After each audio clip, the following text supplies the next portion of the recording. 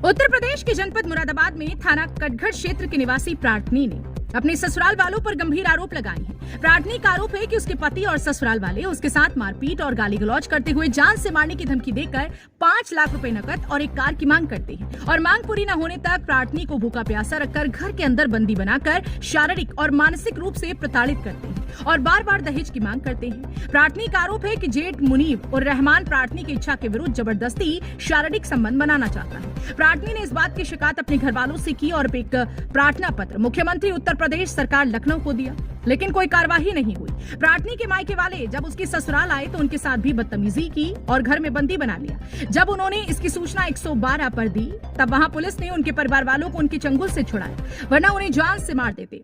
प्रार्थनी का कहना है कि मेरे जेठ मुनीब और रहमान मुझे प्रताड़ित करते हैं और मुझ पर गलत नजर रखते हैं और मेरे साथ कई बार उन्होंने अश्लील हरकतें करने की कोशिश भी की। मेरे जेठ ने मेरे साथ 2-3 बार छेड़छाड़ की। मेरे पति कहते हैं कि वह मेरे बड़े भाई जैसे हैं और वो कहते हैं वैसे ही करना पड़ेगा। उसी को लेकर आज मैं एसएसपी साहब से मिलने आई हूँ। मुरादाबाद से परवेज अंसारी की रिपोर्ट।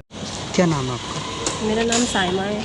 मैं गली नंबर 1 करूली की रहने वाली हूँ। मेरा मैका है वहाँ का। शादी मेरी कोहिनूर की राह आज़ाद नगर से आगे शाहिदाबाद में हुई है, मौलाना मुजीबुर रहमान के घर पर। मेरे पति का नाम अनवर है, मेरे जेठ का नाम मुजीबुर रहमान है, दूसरे का नाम जौहर है और मेरी नंद का नाम मुस्तजा फातिमा है और देवर भी है मेरे एक आसनुर रहमान, जो मुझे टॉर्चर करते हैं। हर बात को लेकर मुझे मार पीटते हैं। हर आए दिन यही बातें रहती हैं, मुझे मारते पीटते हैं वो। और मेरे घर वाले से मुझसे मतलब 5 लाख की करीब तकरीबन 5 लाख की मांग करी है उन्होंने मुझसे। और मेरे घर वाले मतलब इतने वो नहीं है कि वो दे सके इतने पैसे। मुझे दहेज के लिए प्रताड़ित करते हैं, कभी किसी चीज़ के लिए कभी किसी चीज़ के लिए। और जो मेरे जेठ हैं वो मेरे पर गंदी नज़र रखते हैं। मेरे ऊपर काफ़ी बार उन्होंने अत्याचार करने की कोशिश करी है, मतलब बुरी नज़र रखते हैं और मेरे साथ गंदी अश्लील हरकत करने की कोशिश करी उन्होंने, जो कि मैं नहीं करवा पाई उनसे। इसलिए वो मुझे अपने घर से निकलवाना चाहते हैं। और जो मेरे शौहर हैं, मैंने उनको अपने शौहर को बताई ये बात, उन्होंने ये बात नज़रअंदाज कर दी है। बोले कोई बात नहीं, वो बड़े भाई हैं, जो वो कहेंगे वो करना पड़ेगा तुझे अगर इस घर में रहना है तो मैंने ये बात अपने मैके वालों को बताई कि मम्मी में और भाई ऐसे ऐसे कह रहे हैं, मेरे पति और मेरे जेठ ऐसे ऐसे करते हैं मेरे साथ। तो उन्होंने मेरे ससुराल में आकर मेरी बात को मतलब रखा मेरे सास ससुर के सामने। तो उन्होंने बहुत ज़्यादा लड़ाई झगड़ा करा इस बात को लेकर। मेरी मम्मी मेरी बहन की साथ गई थी बातचीत करने के लिए इस मुताबिक। तो उन लोगों ने उनको मारा पीटा और दरवाजे बंद कर लिए, बंधक बनाकर रख लिया उन लोगों को। बहुत ज़्यादा बदतमीज़ी करी, बहुत ज़्यादा बदसलूकी करी उनके साथ और मुझे भी बहुत ज़्यादा मारा। और हमने जब पुलिस को बुलाया तो सारे गेट खोल दिए। जब उन्होंने पुलिस को बुलाया, हम लोगों ने पुलिस को बताई सारी वारदात हमने और पंडित नकले चौकी पर गए हम। वहाँ जाकर हमारी बातचीत हुई। फिर उसके बाद मेरे शौहर भी आए वहाँ पर। बातचीत होकर के मैंने बोला सर से कि मैं इनके साथ ही जाऊँगी घर पर, मैं मैके नहीं जाऊँगी।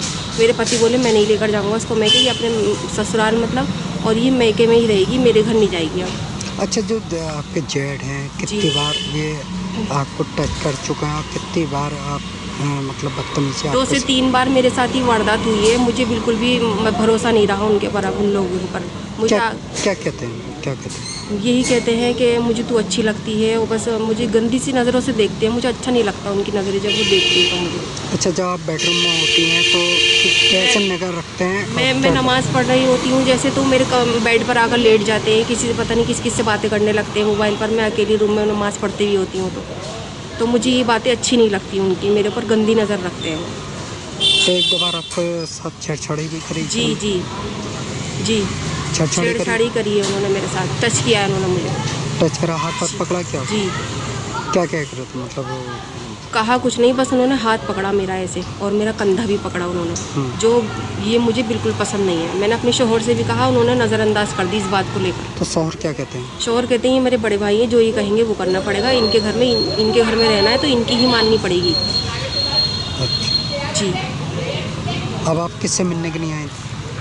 मैं यहाँ एसएसपी सर से मिलने आई हूँ और उनसे अपनी बात रखना चाहती हूँ कि मेरे साथ ये आगे से ऐसा कुछ नहीं हो। मैं चाहती हूँ कि मुझे वहाँ पर सेफ्टी मिले उस घर में रहते हुए।